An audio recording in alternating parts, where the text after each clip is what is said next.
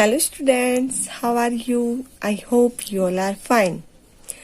Poem के अगले भाग को हम आज इस वीडियो में बताने जा रहे हैं, जिसका शीर्षक था घर की याद। मैं आपको फिर से बता दूं, जिसके कवि कौन है? भवानी प्रसाद मिश्र जी।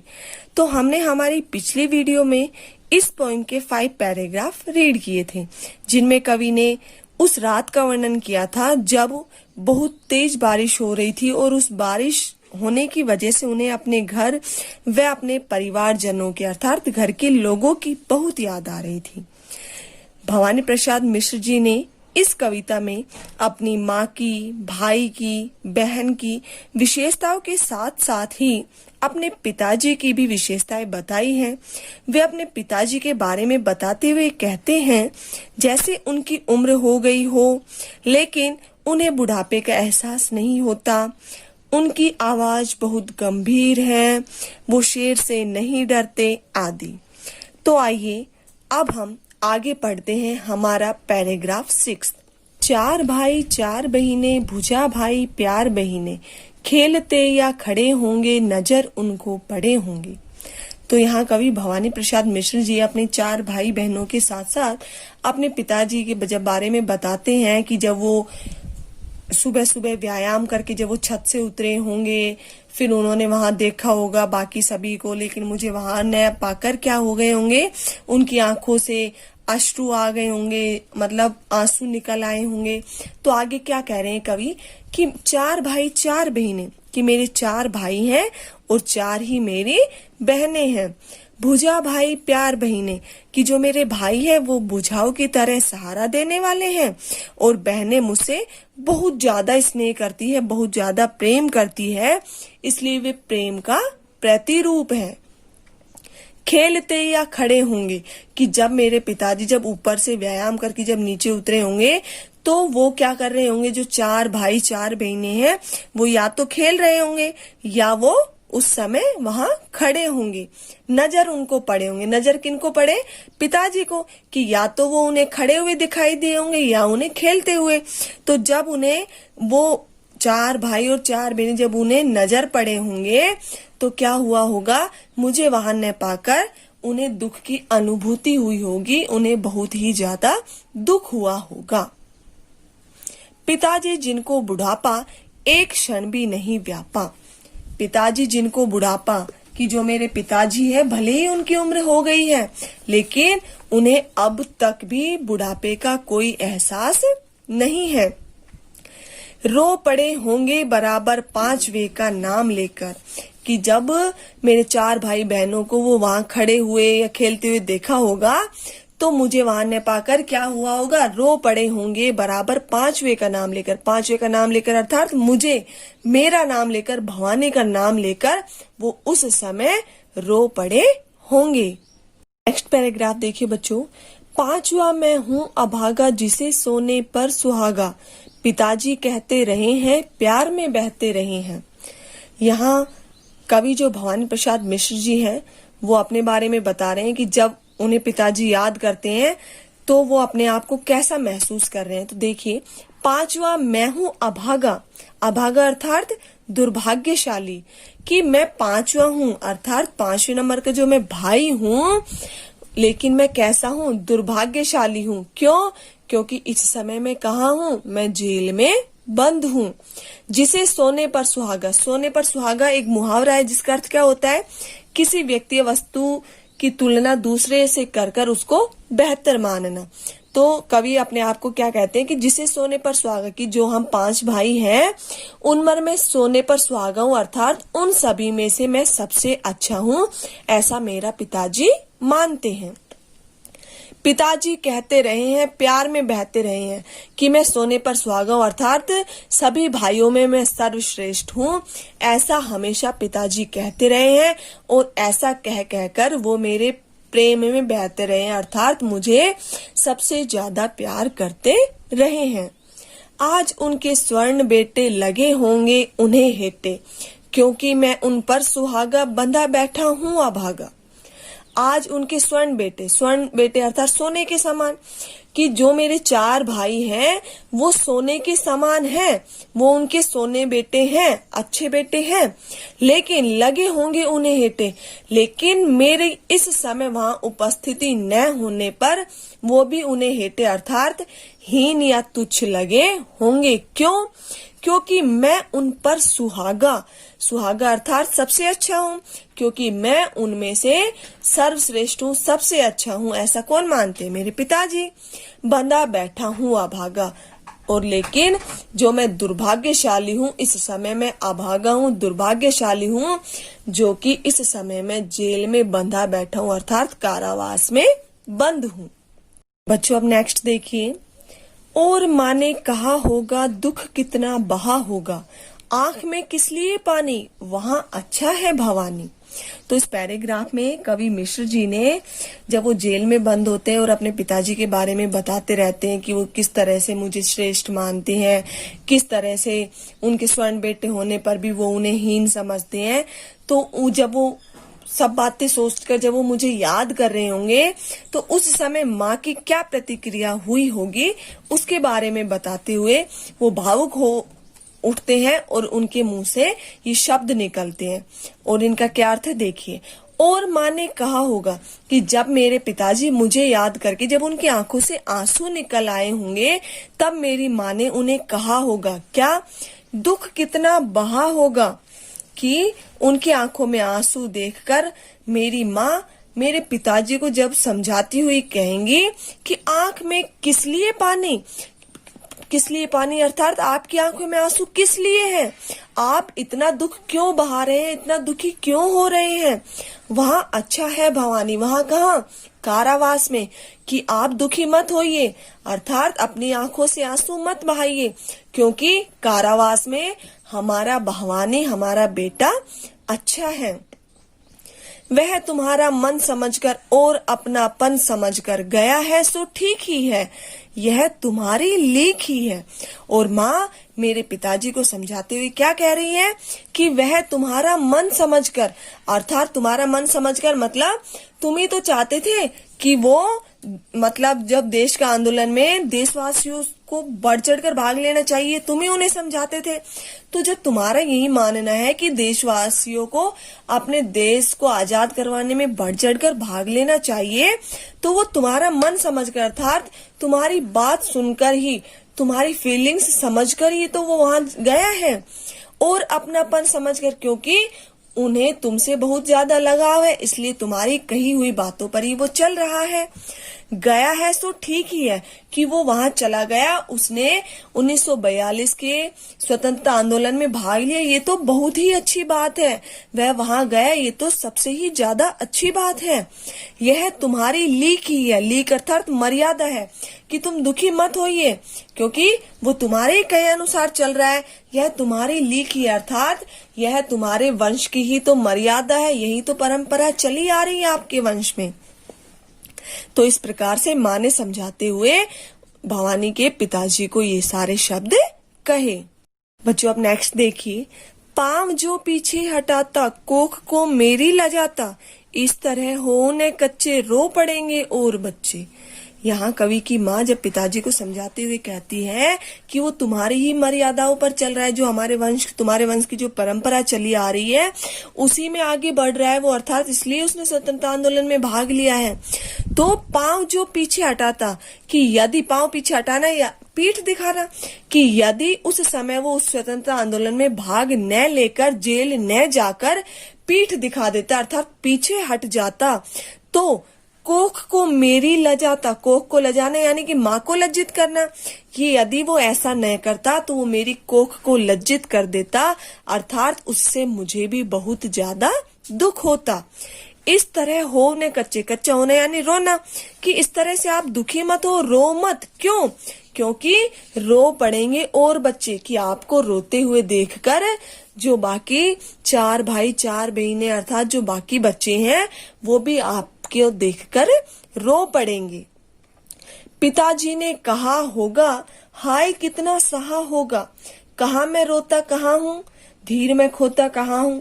और जब माँ उन्हें रोने के लिए मना करती है तो पिताजी ने क्या कहा होगा? पिताजी ने कहा होगा कि हाय कितना सहा होगा, यानी कि उस समय माँ को समझाने के लिए पिताजी ने उस पीड़ा को सहन करते हुए अपनी आंखों के आंसू दबा लिए होंगे, छुपा लिए होंगे। कहा मैं रोता कहाँ हूँ, कि कहा मैं रो कहाँ रहा हूँ, ऐसा किसने कहा होगा? पिताजी ने कहा होगा कि नहीं मैं तो नहीं रो रहा, मैं कहाँ रो रहा हूँ। धीर मैं खोता, धीर अर्थात धैर्य, कि मैं धैर्य नहीं खोता। कहाँ हूँ? कि मैं अपने धैर्य को कभी नहीं खोता, अर्थात मैं कभी कमजोर नहीं होता, इसलिए मैं रो नहीं रहा हूँ, मैं तो बिल्कुल अच्छे से हूँ। नेक्स्ट देखिए, हे सजीले हरे सावन, हे कि मेरे पुण्य पावन, तुम बरस लो वे न बरसे, पांच वे को वे न तरसे। तो यहाँ कवि मिश्र जी ने सावन को संबोधित करते हुए कहा है, और यहाँ सावन को उन्होंने मानवीकरण के रूप में प्रस्तुत किया है। मानवीकरण एक अलंकार होता है जिसमें क्या होता है कि हम किसी भी निर्जीव वस्तु को सजीवता का रूप दे देते हैं, किसी भी प्राकृतिक चीजों को किसी मनुष्य का रूप दे देते हैं। वहाँ कौन सा अलंकार हो जाता है हमारा बच्चों? मानवीकरण अलंकार होता है।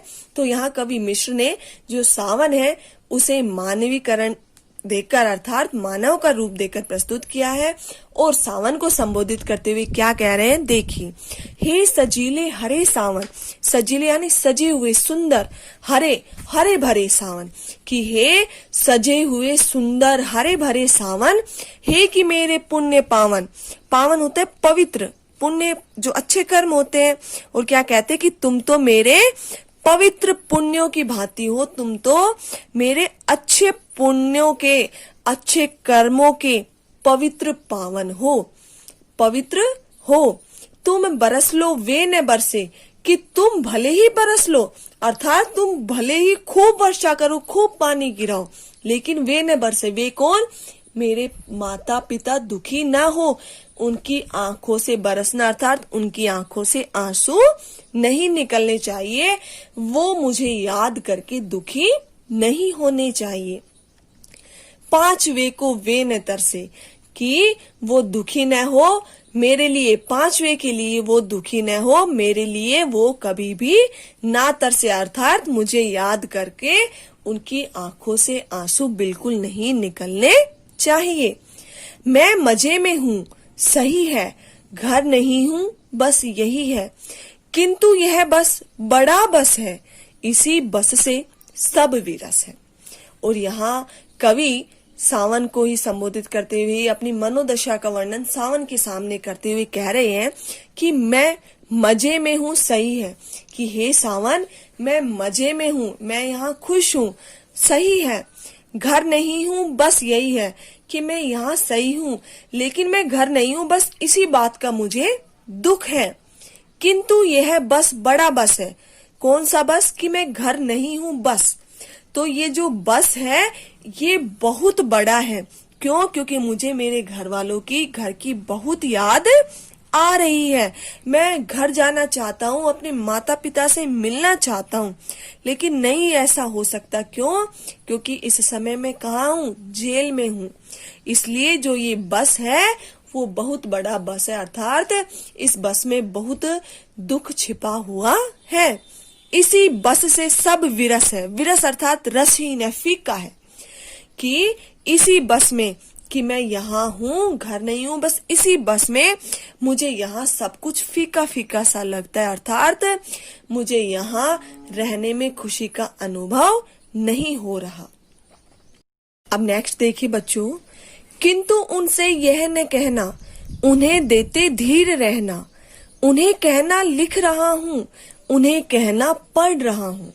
इस पैराग्राफ में कवि सावन को समझाते हैं कि जब आप मेरे कुशलता का संदेश देने जब घर जाओ तो मेरे माता पिता के सामने सिर्फ अच्छी अच्छी बातें करना, उन्हें मेरे जो यहाँ मेरा जो रियल दुख है, मुझे जिस मैं दुख की अनुभूति कर रहा हूँ, वो सब बातें ना बताना, बस उन्हें अच्छी अच्छी बातें बताना। और क्या कहते हैं उन्हें समझाते हुए, सावन को समझाते हुए, किंतु उनसे यह न कहना, उन्हें देते धीर रहना, कि उनसे उन्हें उनके घर पर जाकर मेरे पिताजी से, माताजी से ये मत कहना कि मैं यहाँ जेल में दुखी रहता हूँ, निराश रहता हूँ।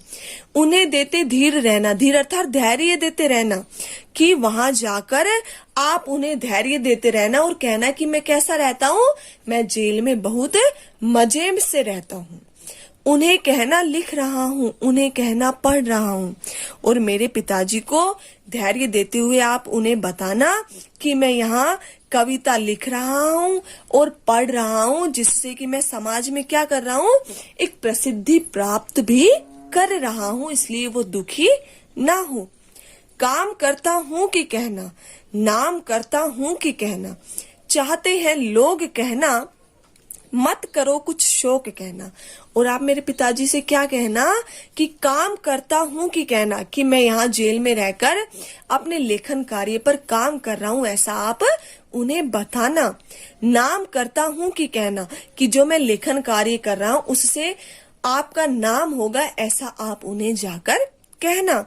चाहते हैं लोग कहना, कि कारावास में जब मैं बंद हूँ तो जितने भी लोग यहाँ बंद हैं वो सब मुझे बहुत ही ज्यादा चाहते हैं, बहुत ज्यादा पसंद करते हैं, आप ऐसा ही जाकर उनसे कहना। मत करो कुछ शोक कहना, कि मुझे लेकर शोक अर्थात दुखी ना हो वो, कि मुझे लेकर वो किसी भी प्रकार से दुखी ना हो, किसी भी बात का उन्हें शोक करने की जरूरत नहीं है, मैं यहाँ बहुत मजे में हूँ, ऐसी ऐसी बातें आप जाकर उन्हें कहना।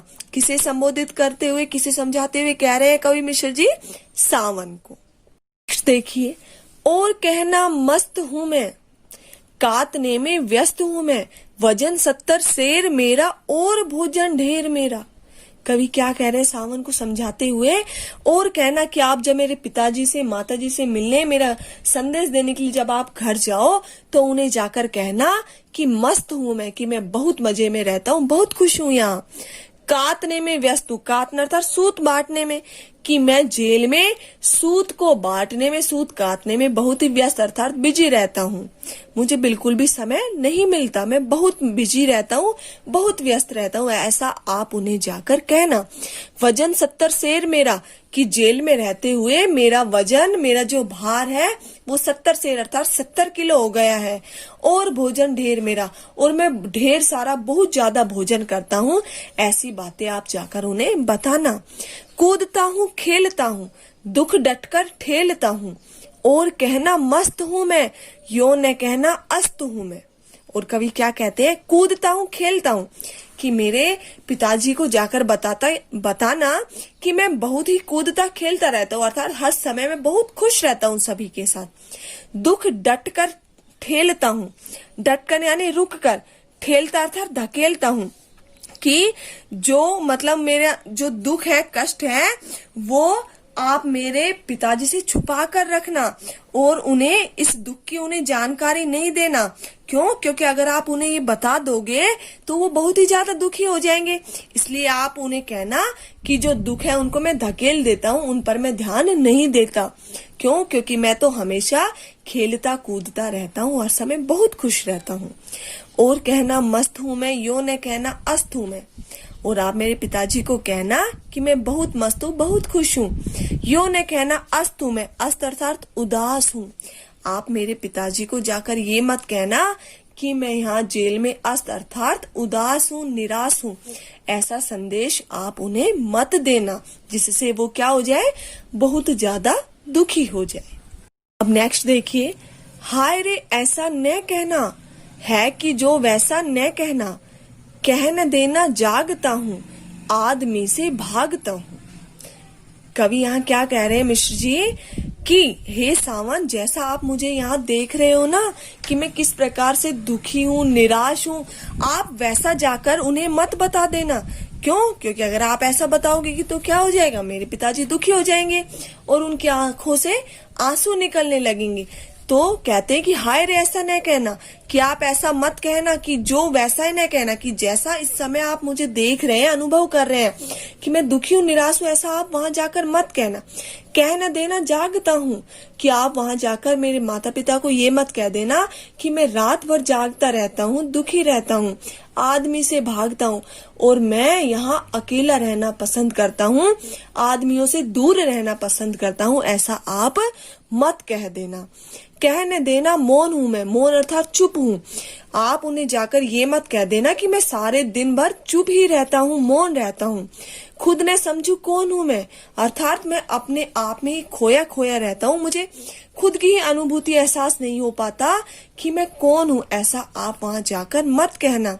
देखना कुछ बक न देना कि आप वहां जाकर देखना कि कहीं आप कुछ बक न दो, अर्थात कुछ कह न दो, अर्थात भावुक होके आप जो इस समय जो मेरी कंडीशन देख रहे हैं उसको वहां जाकर आप कह मत देना, उन्हें कोई शक न देना, क्योंकि अगर आपके मुंह से जरा सी भी बात निकल गई तो उन्हें शक हो जाएगा और वो शक उनके दुख का कारण बन जाएगा। लास्ट पैराग्राफ देखिए। हे सजीले हरे सावन, हे कि मेरे पुण्य पावन, तुम बरस लो वे न बरसे, पांच वे को वे न तरसे। कि हे मेरे हरे भरे सजे हुए सुंदर सावन, हे कि मेरे पुण्य पावन, की हे मेरे पवित्र पुण्य रूपी सावन, तुम बरस लो वे न बरसे, कि तुम भले ही खूब बरस लो, हद से ज्यादा बरस लो, लेकिन वे न बरसे अर्थात वो मुझे याद करके मेरा समाचार सुन के दुखी नहीं होने चाहिए, उनकी आंखों से आंसू नहीं बरसने चाहिए, नहीं गिरने चाहिए। पांच वे को वे न तरसे, कि आप उन्हें जाकर अच्छी अच्छी बातें बताना ताकि वे अपने पांचवे पुत्र को अर्थात मुझे भवानी को वो लेकर दुखी न हो, वो तरसे नहीं, अर्थात मुझसे मिलने के लिए वो तरसे नहीं। Thank you.